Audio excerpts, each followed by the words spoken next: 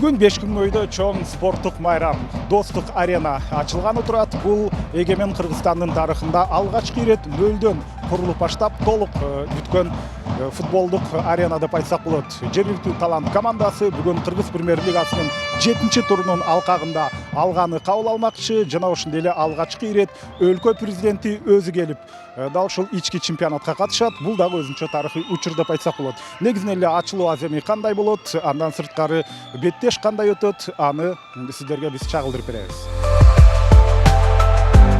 Ачылыш аземи концерттик программа менен коштолуп, Кыргыз эстрадасынын белгилүү ырчылары сахнага чыгып, конокторго майрамдык маанай тартуулашты. Ал эми президент Садыр Жапаров өз сөзүндө бул стадион өлкөдөгү жаштардын спортко болгон кызыгуусун арттырууга, эл аралык деңгээлдеги оюндарды өткөрүүгө жана дүйнөлүк футбол аренасына чыгууга өбөлгө болорун баса белгиледи.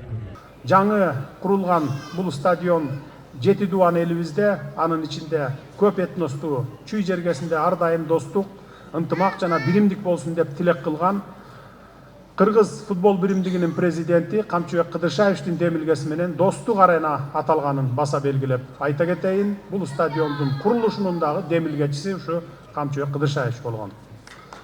Бүгүнкү иш-чаранын урматтуу катышуучулары, өткөн жылы Кыргыз футболун өнүктүрүү максатында 2034 жылга чейин Кыргыз Республикасында футболду өнүктүрүү боюнча чаралар жөнүндө жарлык кабыл алдым эле.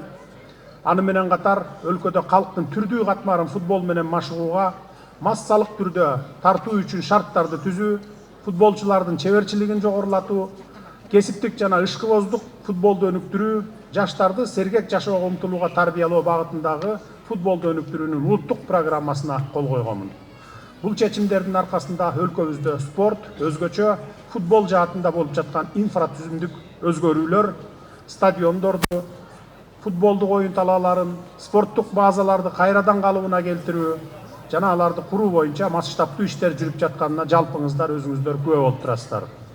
Мунун баары өлкөбүздүн өнүгүү жолуна түшкөндүгүн, жарандарыбыз үчүн спорт менен машыгууга жеткиликтүү шарттар түзүлүп жаткандыгын айгинелейт. Бүгүн биз бул кубанычтуу окуя менен катар жогоруда аталган жергиликтүү талант командасы менен Бишкектин легендарлуу Алга командасынын кызыктуу беттешине күбө болобуз. Жаңы стадиондун бет ачарында жандуу, жагымдуу, бүйүр кызыкка мыкты оюн болот деп бекем ишенемин. Сөзүмдүн соңунда бул стадион жаңы чемпиондордун ысымдары жаңырып, күйөрмандарга жүрөктү элжиреткен чыныгы эмоцияларды тартуулаган командалардын оюндарына толсун деп тилек кылалы. Жаңы стадион сиздерге, жалпы журтка, өлкөбүздүн жаркын келечегине кызмат кыла берсин. Достук аренабыздын жолу байсалдуу болсун. Баарыңыздарды Сары Өзөн чүйдүн тоо таянган айыл тургундарын бүгүнкү жакшы саамалык менен дагы бир ирет куттуктаймын. Стадионубуз кут болсун. Рахмат көңүл бурганыңыздарга. Талант жана алга беттеши Достук стадионунда өткөн алгачкы расмий оюн катары тарыхта калат. Достук стадиону бул жөн гана футбол талаасы эмес. Бул кыргыз элинин биримдигин, спортко болгон сүйүүсүн, жаңы максаттарга болгон умтулууну тастыктаган символ. Күйөрмандар болсо эми өз командасын ыңгайлуу шартта колдой алышат. Биз 5 күн көйдөн болобуз. Бул жерде иштейбиз. Футболго кызыкчу эмесмин. Бүгүндөн баштап аябай болеть этип атам. Отуруп алып. Үй бүлөбүз менен келдик. Баарыбыз болейбиз, команду талант. Бүгүнкү ачылыш кандай өтүп атат? Жакшы. Сага жагып атабы? Ооба. Кайсыл команданы колдоп келдиң? Талант. Талант командасына болгон кала тилектериңди айтып кетпейсиңби? Талант бүгүн жеңет деп ойлойм. Аябай сонун бийик деңгээлде өтүп жатат. Биз аябай кубанычтабыз. Бизде ушундай наконец-то биз өзүбүздүн ушундай Бишкектен четирээк клубтарыбыз бар болгон үчүн аябай кубанычтабыз. Ал сиз бул жака кайсыл клубду колдоп келдиңиз? Алга Бишкектен Алга клубду колдоп келдик. Алга жеңиш только победа. Мына биз азыр трибунадан Айбек Сүкөналиевдин ата-энесин жана бир туугандарын жолуктуруп калдык. Жана аларга албетте суроо узаткым келип жатат. Сиз Айбектин апасы, мына сиздин уулуңуз бул жерде ойноп жатат. Кандай маанайда болуп атасыз? Саламатсыздарбы? Ушу футболдун күйөрмандары болуп биз дагы келдик. Ушул Достук аренаны, стадионду куруп берген биздин президентибизге Садыр Жапаровка чоң албан рахмат айтам. Ташиев Кыдыршаевичке да чоң рахмат айтабыз. Ушу биздин балдарыбыз ушул жерден өнүгүп өссүн. Эми баламдын баягы ушу ийгилиги, ушу мээнети күч. Кудай ушуга ийгилик берсин. Талант командасына өтүп жакшы ийгиликтерди көргөзүп атат Кудай буйрса. Мындан ары да жакшы ийгиликтерди каалайм. Ушу командасы менен чоң ийгиликтүү жакшы оюндарды көргөзсүн. Поле классно сделали, все отлично выглядит, и зритель тоже классный. Атмосфера просто бомбезная. Также наши болельщики пришли, и в дальнейшем также обязательно буду посещать. Манайыбыз өтө жакшы бүгүнкү оюнда биз только бир каалай менен өтөбүз. Бул жеңиш. Кудайым буйрса биз бул оюнда жеңишке жетебиз. Талант Кыргызстан бенден командалардан болобуз, Кудайым буйрса.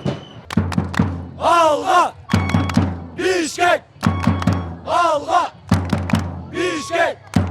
Бүгүн алга жеңет деген ишеничтебиз. Күйөрмандар мына биз акырынан чогулуп атабыз. Кудайым буйрса өзүбүздүн стадион ачылгыча биз мындан да көбөйүшүп, мындан да жакшы колдойбуз дейбиз.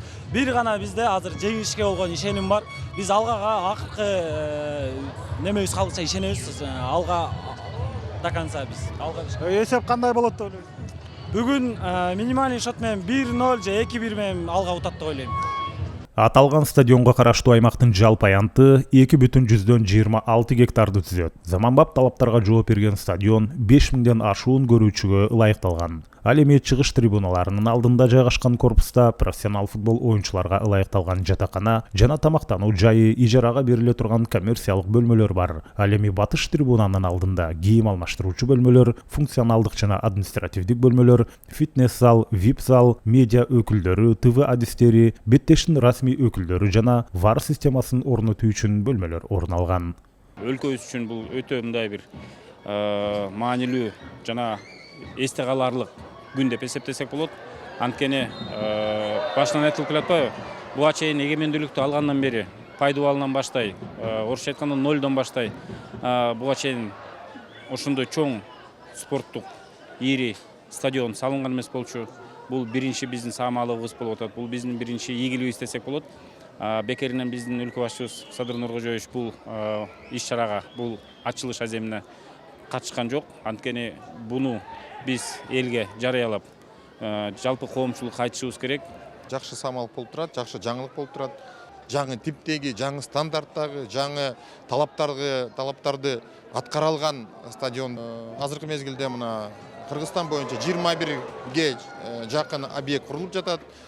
Быйылкы жылы, эмки жылдары ушул объекттердин баары бүткөн мезгилде Кыргызстандагы футболдун инфраструктурасы кыйла эле деңгээлге жетет деген ойдо. Ал деңгээлдин жеткендиктин бирден бир себепкери кийинчерээк барып ушул Кыргызстандагы футболдун деңгээлинин өсүшү, биздин кураманын өсүшүнө алып келет. Кыргызстан! Кыргызстан! Кыргызстан!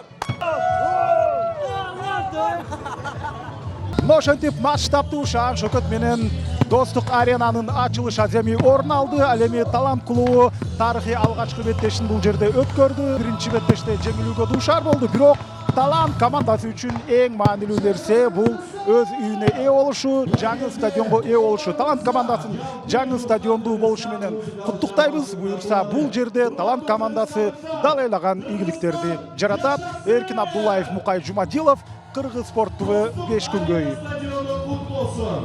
Баарыңыздарга ийгилик, биз жакшы көргөн, биз ыйык туткан мекенибиз ар дайым өнүгө берсин, өсө берсин.